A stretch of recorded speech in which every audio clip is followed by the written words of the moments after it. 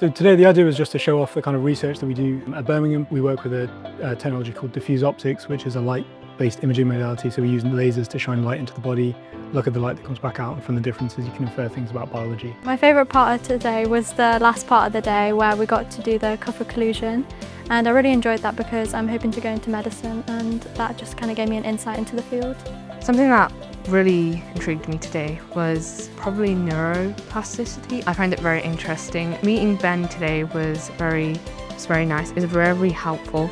He's very well spoken, well educated obviously, and I aspire to be like that.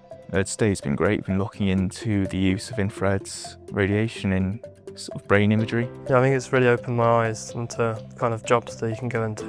I knew already that I would like to go into medicine, and I feel like this has really confirmed this. I do think that more opportunities like this would really benefit students in the way in which it would kind of help them to confirm their career options. So for example, when I was at school, I didn't even know this kind of research existed.